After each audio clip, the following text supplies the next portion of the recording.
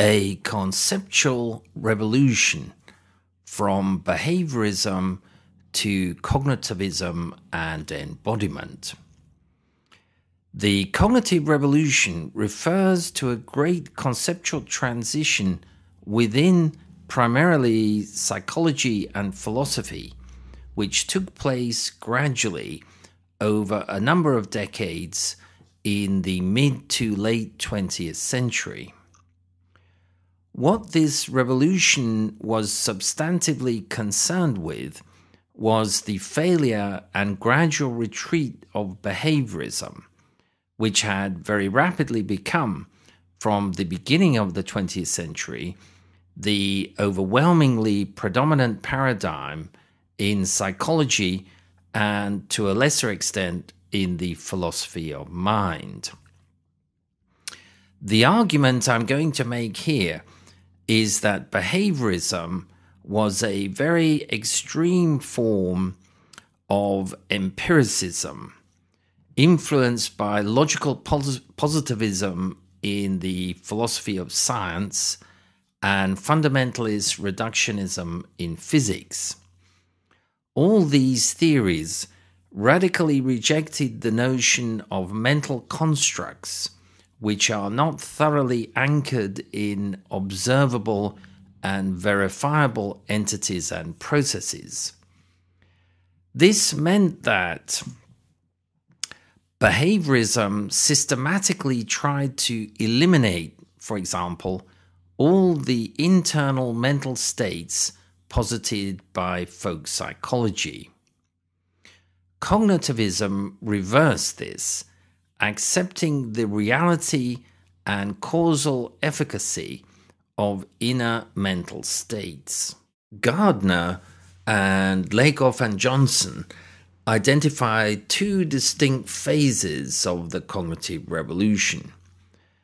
In this first section, I'll give a brief overview of the nature and themes of the two stages and provide more detail later. Phase 1 coincided with and was very much influenced by the development of the digital computer. The independent reality of the mind came to be accepted by analogy with computer software. The mind was conceptualized as the brain's software.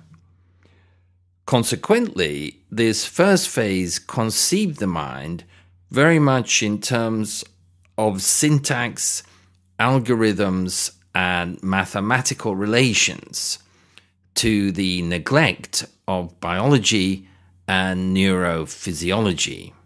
The second phase of the cognitive revolution reacted against this abstract mathematizing of the mind. Phase 2 turned instead to biological and neurophysiological approaches in search of explanations of mind and consciousness. Phase 1 of the cognitive revolution was specifically attacked by Umberto Maturana and Francisco Varela and several others. They characterized it as cognitivism, which incorporated representationalism and functionalism. There were two main thrusts in their critique of cognitivism. Firstly, that the mind is embodied, meaning that the mind should not be seen as an abstract entity separate from the body, but as inescapably part of the body and deeply influenced by its embodiment. And secondly, a strong anti-representational stance involving a rejection of the traditional mind-world dichotomy and a deep skepticism regarding a pre-given world independent of organisms. As we shall see, Lakoff and Johnson then used the idea of the embodied mind to try to explain how thought and language are based on sensory motor metaphors. Alongside embodiment emerged the concept of embeddedness, i.e., the notion that all organisms, including human beings, are embedded in a particular environment, influencing it and being influenced by it. This is the concept of the echo niche, and it is through reactions with this, and possibly a sequence of such niches, that organisms, including the human species, evolved. In discussing the human brain, Morris Edelman stresses the importance of what he calls the critical triad, which always includes the body and the echo niche together with the brain as an indissoluble unity. Another example of embeddedness is J.J. Gibson's notion of ecological affordances, by which he meant potentialities for interaction offered by the environment. For example, trees provide primates with the opportunity to climb them. The stirrings of revolution. The essential ideas of cognitivism probably grew out of the clear contradiction between the concepts necessary to develop the computer and the basic principles of behaviorism.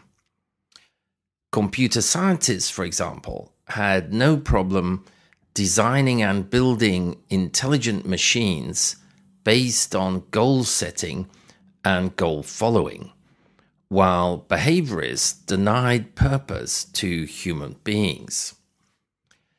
Essentially, behaviorism created peace in the mind-body wars by effectively banning mind and consciousness from scientific and philosophical debate. Incredibly, this prohibition lasted for approximately 50 years, perhaps because of the conjunction of behaviorist ideas in psychology with the logical positivist movement in the philosophy of science. Behaviorism began to crumble for two main reasons. Firstly, the rise of computer science and information theory meant that behaviorism's prohibition against unobservable inner constructs was challenged to destruction by the practical approach of the system engineers designing and building the new computers. Secondly, and perhaps in response to this challenge, several behaviorists, most prominently Clark Hull, tried to smuggle mental states into behaviorism, disguised as various forms of internal behavior or predispositions. These were very elaborate and cumbersome. In addition, this was an affront to the general disapproval of theorizing among behaviorists. But most damaging of all was the failure of, for example, Hullian theory when subjected to experimental testing. Given the movement's commitment to extreme ideological empiricism, this was utterly devastating. At the same time, behaviorism's philosophical partner, logical positivism, was also being eroded. These theorists were adamant that no entities could be included in a scientific theory which were not observable and/or verifiable via experimentation. This was partly the explanation for behaviorists' strong aversion to theorizing. Ironically, logical positivism, along with behaviorism, accepted physics as the paradigm science. But especially with the advent of quantum mechanics, physicists in practice were ignoring the conceptual strictures of positivism, to which behaviorists so obsessively and tortuously adhered. Also, in the philosophy of mind, identity theory was being challenged. The main argument against identity theory's insistence that brain states and mental states are the same thing can be described as species chauvinism. In other words, identity theory effectively limits the experience of pain, emotion, or any other form of qualia exclusively to creatures who have a human brain. Consequently, the possibility of qualia, in any sense recognizable to us, occurring in any non-human creatures, such as the higher primates on Earth or any extraterrestrial species, no matter how intelligent, was by definition ruled out. Finally, the emergence of quantum physics was provoking serious challenges to the simplistic, reductive notions of causation characteristic of classical physics. Consequently, behaviorism, identity theory, and logical positivism all came to be seen as too reductive. The principles of the revolutionaries. Essentially, the theme of the cognitive revolution was the return of the mind to scientific discourse following its long banishment by behaviorism. The key development that precipitated this revival of the mind was the introduction of the computer and the associated creation of information theory. As above, the main impetus for this revival of the mind was the very practical business of studying information processing with a view to applying it in computational machines. Part of this process was realizing that information is, or at least can be, a material entity. The binary code of the digital computer reduced information to the on or off of an electronic switch. This basic on-off unit of data was christened the bit. Thus, for the first time, information could be quantified. This materialization and quantification of the mental processing of information was part of the de-Cartesianization of the mental, finally making it an acceptable object of modern scientific study. Jerry Fodor, one of the leading theorists of the computational theory of the mind, insisted that human information processing required the physical manipulation of symbols representing the external world inside the brain. This violated one of the most sacred of behaviorism's taboos, namely that there could not be any representation of the world within organisms. To counter this, Fodor coined the slogan, "No computation without representation," meaning that in order to carry out computations, the human brain must be generating physical representations of the outside world, which are then manipulated according to syntactical rules to produce a biologically useful result.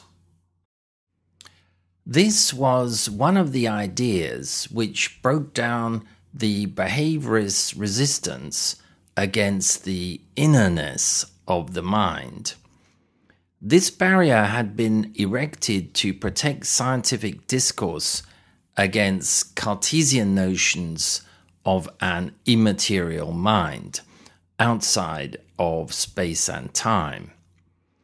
The cognitive revolution collapsed this by asserting that, in reality, the mind consisted of physical entities and material processes. Functionalism, the mind as computer program. The analogy between the brain and the computer eventually led to a new theory in the philosophy of mind, which became known as functionalism. The essence of functionalism is the idea that the mind, although completely dependent on the brain for its generation, is, once generated, a separate entity with its own independent existence and modes of being. This view was based on the idea that the mind was a product of a set of causal relations between material entities. The material out of which these entities were constructed did not matter. For example, it was now clear that machines could process information using electronic valves or later silicon chips. The fact that the brain used organic neurons no longer gave it a monopoly on computation. This position enabled functionalism to escape from the problem of species chauvinism, which dogged identity theory, and also to revive the folk psychological notion that the mind is, at least partly, independent of the body. Under the influence of early theories such as Alan Turing's concept of the universal machine, functionalism conceived of the mind as programs operating on the brain's hardware. Different mental states were realized by different programs. Just as Turing had theorized that a computer could run an infinite number of programs, so too can the brain generate an infinite number of mental states. Functionalism became the dominant philosophical approach to the mind-body problem in the new field of artificial intelligence, since it promoted the field's core objective of reproducing human intelligence and even consciousness in machines. Functionalism was a sort of compromise between Cartesianism and reductive materialist systems of thought, such as behaviorism and identity theory. On the one hand, it rejected the Cartesian claim that the human mind was non-material and existed outside of time and space. Functionalists accepted that the mind was generated by and ultimately dependent on physiochemical processes in the brain and body. On the other hand, functionalists, unlike reductive materialists, did not regard the mind as identical with these material processes in the brain and body. For functionalists, these neurophysiological processes simply underpinned or instantiated inner representations and other internal symbols and their manipulation by algorithms. These create a set of abstract causal relations which constitute the real basis of the mind. Functionalism can thus be described as a form of non-reductive physicalism. Physicalist, insofar as it accepts that the mind is housed in and ultimately dependent on the physical structures and processes of the brain, but non-reductive in that functionalism does not reduce the mind to these material entities.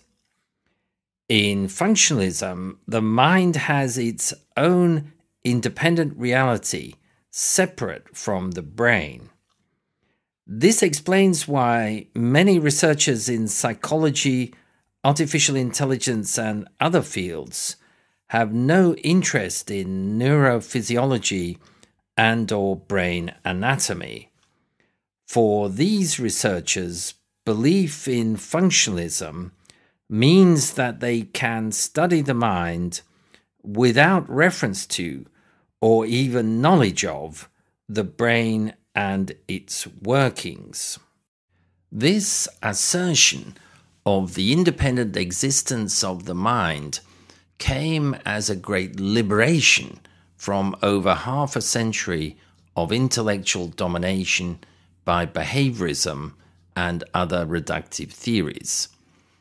These had flatly denied or trivialized any role for the mind in the human or any other organism. This sense of liberation among academics and researchers may strike many lay people as ironic, given that the computational theory of the mind is often seen as reducing our human dignity by depriving us of free will and other commonly accepted human capabilities. This irony can perhaps convey the power and depth of the previously dominant reductive outlooks. Linguistic debate triggers revolution. A very specific intellectual controversy between one of the most prominent leaders of behaviorism in psychology, B.F. Skinner, and an originally obscure mathematician who strayed into linguistics, Noam Chomsky, is often taken as the first eruption of the cognitive revolution into academic debate. The disagreement in this debate centered around the concept of syntax, i.e., the human ability to construct and comprehend meaningful grammatical sentences. The controversy began when Skinner published in 1957 a book called Verbal Behavior, in which he expressed an entirely behaviorist theory of language. In 1959, Noam Chomsky wrote a devastating review of this book, in which he suggested that the ease and rapidity with which human infants learn their native language is due to our genetic heritage, which so structures our minds that we can effectively learn and use languages. Turing's imaginary machine led other mathematicians to the theory of automata, which then led Chomsky to a formal proof of the inadequacy of behavioristic theory to explain human linguistic abilities. In effect, Chomsky was claiming that rather than being learned from early experiences, our ability to use syntactical language was due to a grammar machine built into our brains. This machine can manipulate and order internal representations of the world in the form of physical symbols into meaningful strings using the machine's built-in rules. Underneath his specific criticisms and proposals, Chomsky was also breaking at least two of behaviorism's most profound taboos.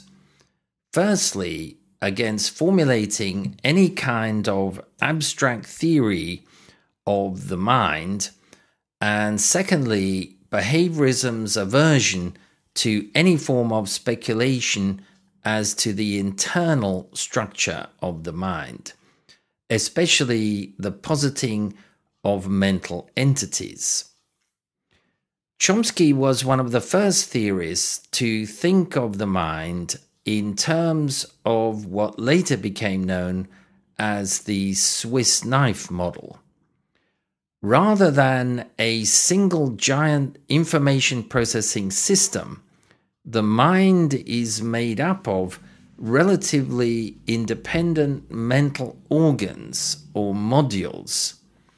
In other words, a set of different tools which it uses for different functions. This vision of modularity meant that each module not only has its own specific purpose or set of purposes, but also has its own rules of development and operation, together with a prescribed means of interacting with other modules. Skinner urged researchers to stay close to the data and to avoid abstract theory. Chomsky, on the contrary, felt that the data would never speak for themselves, and that one had to commit to a theory and then explore its consequences. Chomsky's thought is very much in the rationalist tradition, hence his willingness to challenge the extreme empiricism of behaviorism. It can be argued that his contribution promoted a general shift away from a focus on the objective external world and back to interest in the structure and workings of the mind. His influence included the belief that the nature of our minds may be just as, or even more, responsible for the way we experience the everyday world than the uninterpreted material world. The number of sentences which human beings can produce and/or understand is in principle infinite. Consequently, these sentences could not possibly be learned individually. They must be generated as symbol strings from a far simpler set of powerful rules, analogous to the rules of algebra.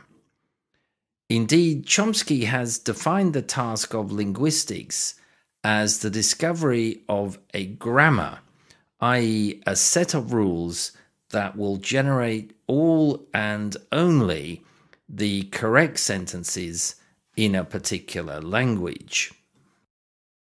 This powerful set of rules can be called a transformational grammar.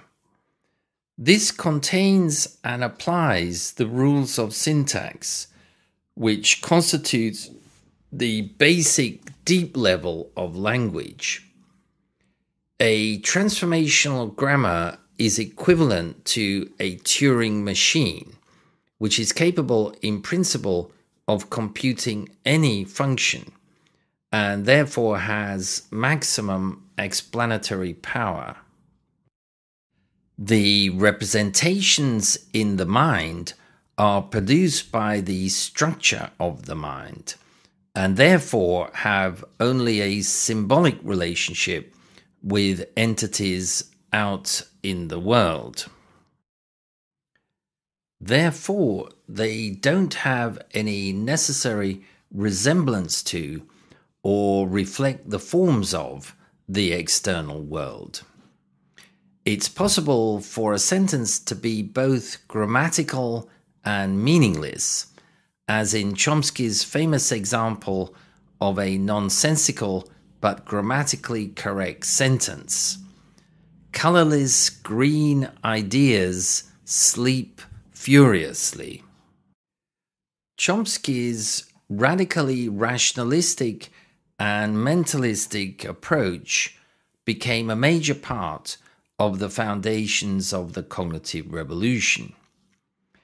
In a very long-term and broad perspective, it can be claimed that the study of consciousness has followed a classic dialectical development, zigzagging between the rationalist and the empiricist traditions in science. Cartesianism, and maybe Platonism before it, was the rationalist thesis.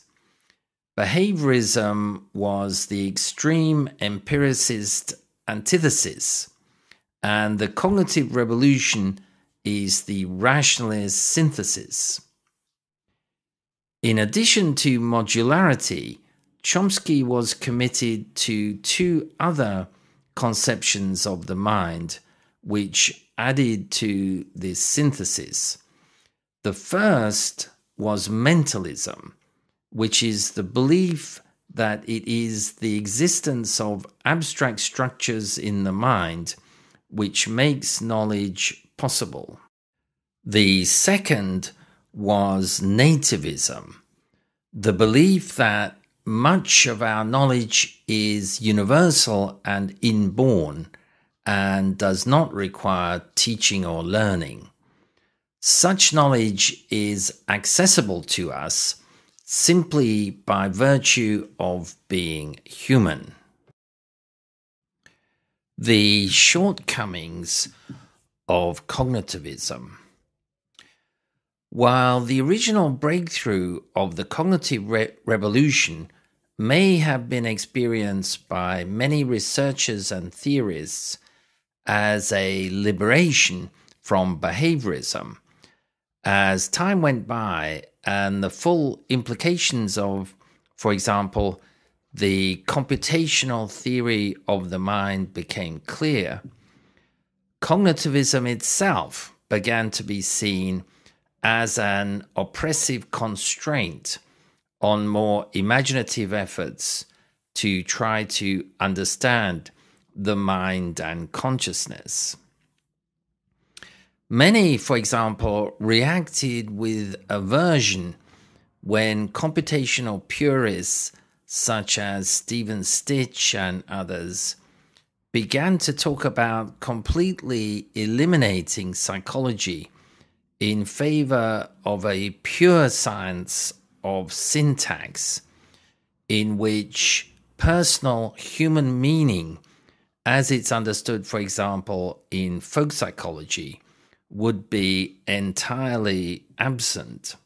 In line with the program of eliminative materialism, the idea here is to ignore the phenomenal experience of mental states and focus instead only on the syntactical forms which underlie them. One of the critics of this reductive approach, Francisco Varela, coined the term cognitivism as a shorthand for this type of thinking. An example of this reductive tendency in cognitivism was Herbert Simon's approach to psychology. Simon apparently was convinced that the human brain processed information in exactly the same way as a digital computer. As one psychologist commented, Simon confused human psychology with machine psychology. Clearly, this narrow early version of cognitivism, despite recognizing the existence of the mind, had no more room for meaning and purpose than did behaviorism. Many, therefore, began to suspect that, for all its pretensions to mentalistic revolution, cognitivism was just a continuation of the old reductive constraining behaviorism, but simply presented in new bottles. Cognitivism, the triumph of functionalist mathematical dualism, ? A contrary criticism, which was perhaps associated with later conceptions of embodiment, was that cognitivism in general, and functionalism in particular, represented a return to dualism. Though this time the mind did not exist in the form of a soul in a spiritual realm, but as an abstraction in the ethereal otherworld of mathematics and logic. Part of this mathematization of the mind was functionalism's idea of mentalese, a basic language in the brain which is expressed in algorithms. This corresponded in the brain to machine language in a digital computer. A possible explanation for this was the great cultural prestige of mathematical thinking, particularly in the West. This provided a great stimulus for functionalism's computational theory of mind when it turned out that computers could perform better than humans at mathematical tasks such as solving equations and winning at chess. This first computational phase of cognitivism can, like behaviorism, which preceded it, be characterized as extremely empiricist in its intellectual orientation. What it lacked was the rationalist understanding, which is the other side of the Western scientific tradition. The computer was, after all, just another in a long series of technological models of the mind.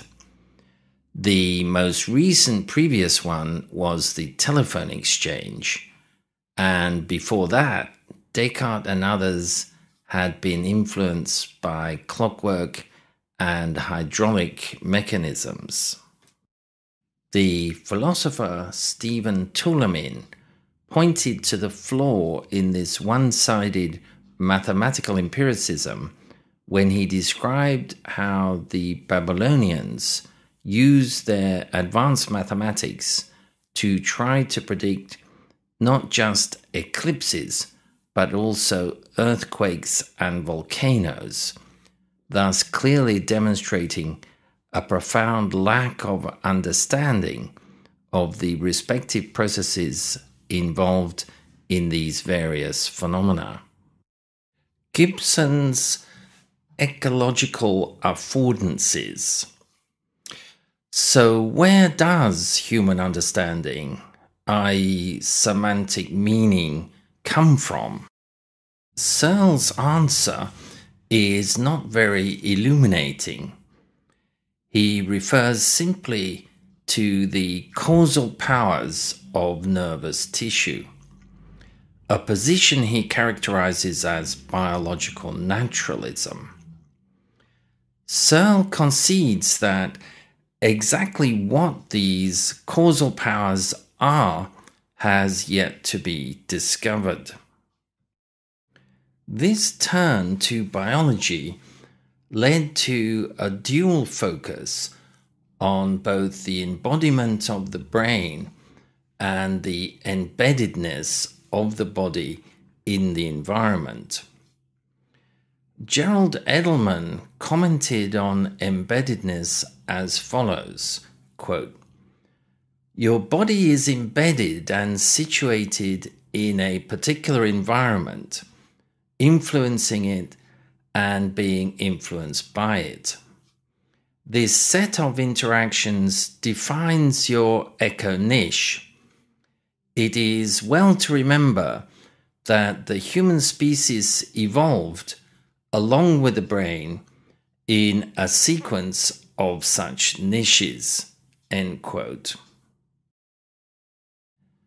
An embedded biological approach may be found in the work of J. Gibson.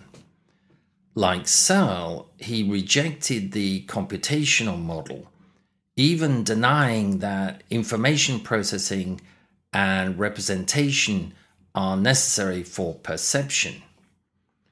Among Gibson's slogans were the claim that the information is in the light and only needs to be picked up, meaning that perception is direct detection without the need for any unconscious inferences. The optical invariances in the organism's perception come from reality. They don't need to be deduced or constructed. They are there to be discovered. The properties perceived in the natural are in the natural world, not in the heads of the organisms.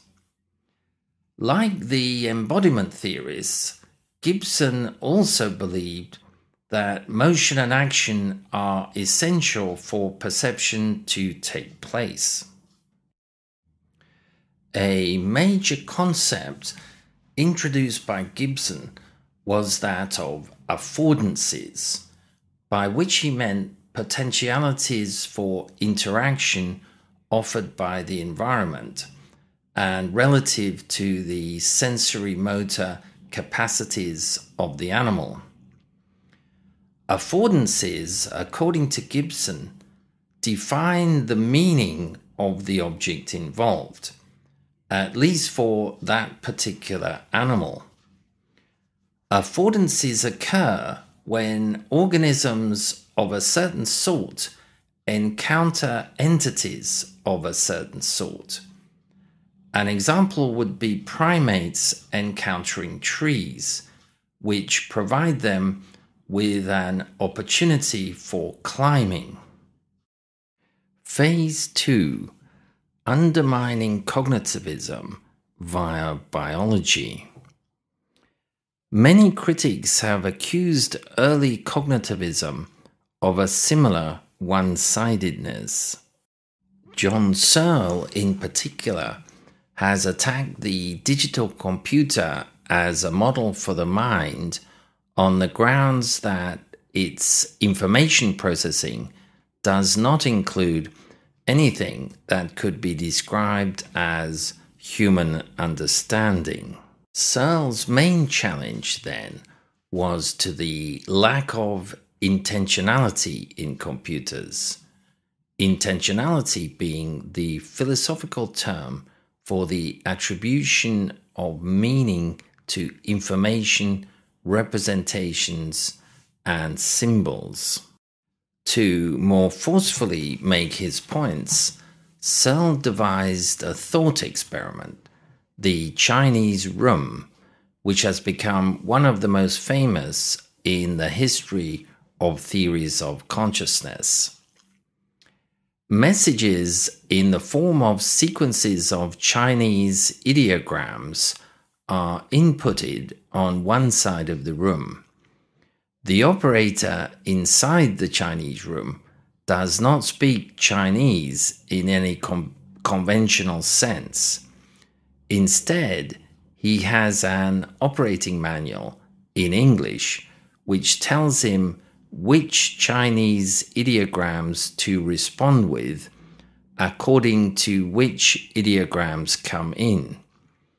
This enables him to put together a response in the form of a different string of Chinese ideograms, which he outputs on the other side of the room.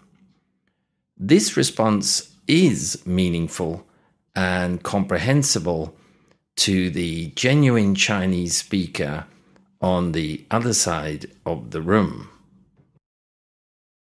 Searle's point here is that although the operator is effectively acting as an information processor in Chinese, he still has no real understanding or knowledge of the Chinese language.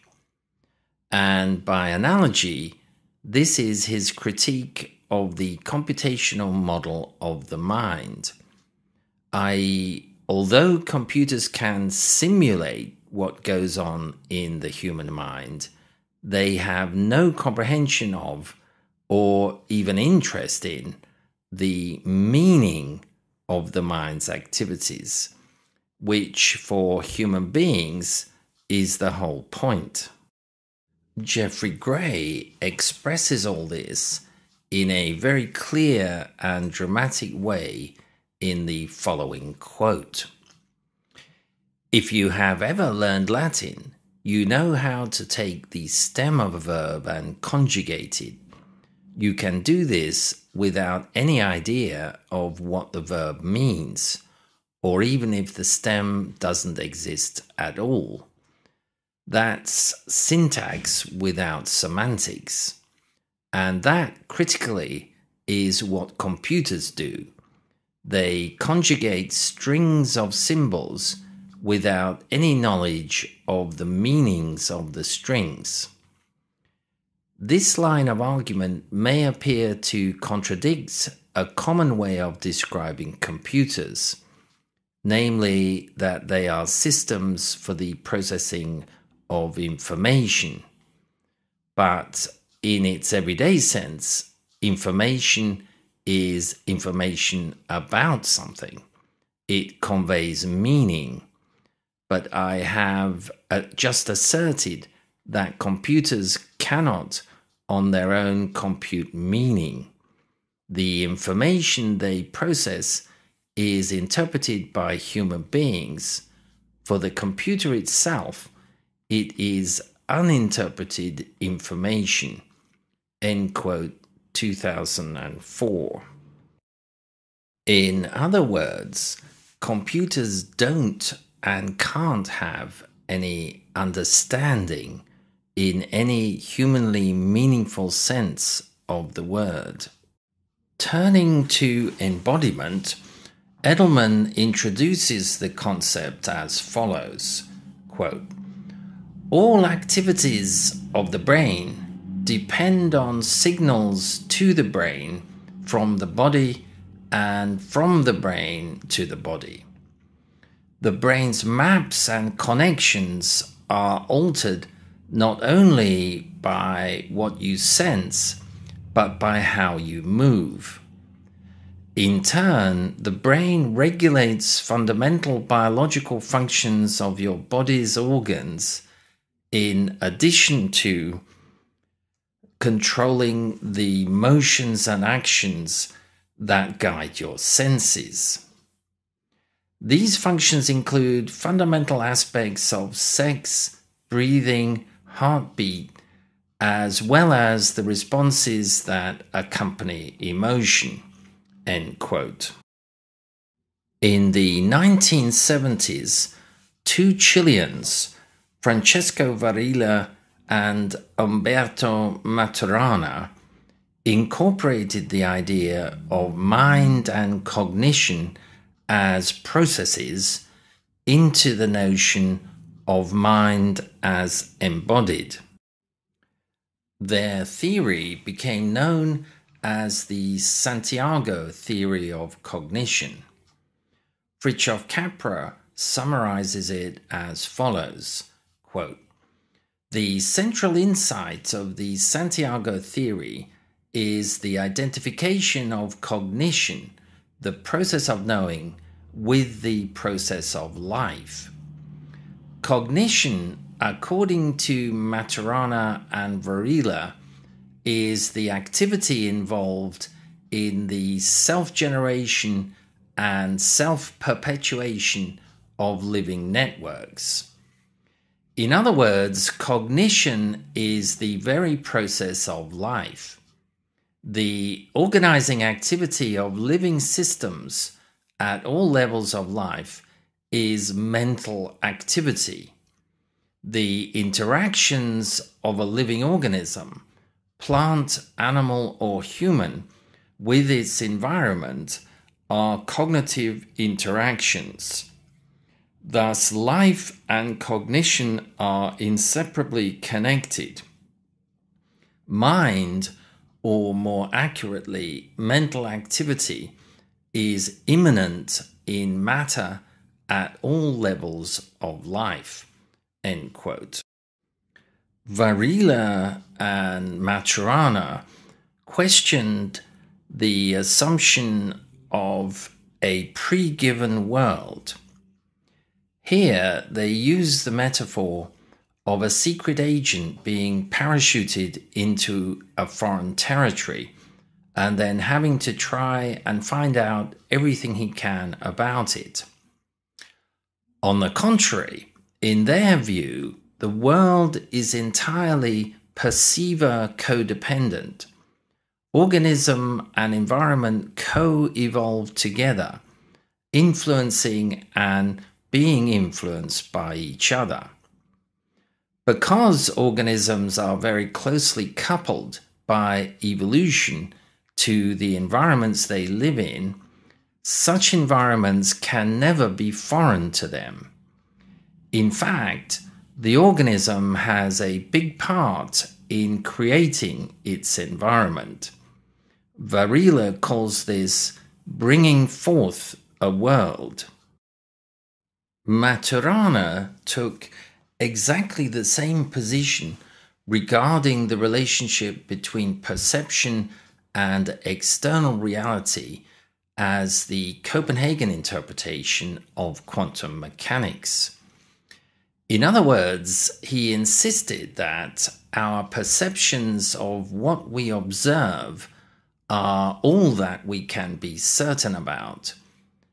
It's therefore fruitless to speculate over the nature of the thing in itself, which may or may not cause the observation. The biology of metaphors and analog computing. The idea of the mind as entirely embodied has profound implications for philosophical concepts of human reason, which Fritjof Capra summarizes as follows.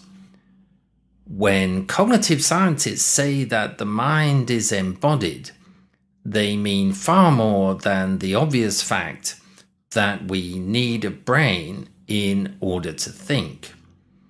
Cognitive linguistics indicates strongly that human reason does not transcend the body, as much of Western philosophy has held, but is shaped, crucially, by our physical nature and our bodily experience. The very structure of reason arises from our bodies and brains." End quote. George Lakoff and Mark Johnson, in their book Philosophy in the Flesh, extended the concept of the embodied mind by focusing on the role of metaphor in our cognitive processes. They argue that metaphors make it possible to extend our basic embodied concepts into abstract theoretical domains. When we say, "I don't seem to be able to grasp this idea," we are using our bodily experience of grasping an object to reason about understanding an idea. In the same way, when we speak of a warm welcome or a close friend, we are unconsciously drawing on our experience as infants, when affection was typically felt when being closely held by our caregivers. Our thought and language contain hundreds of such primary metaphors.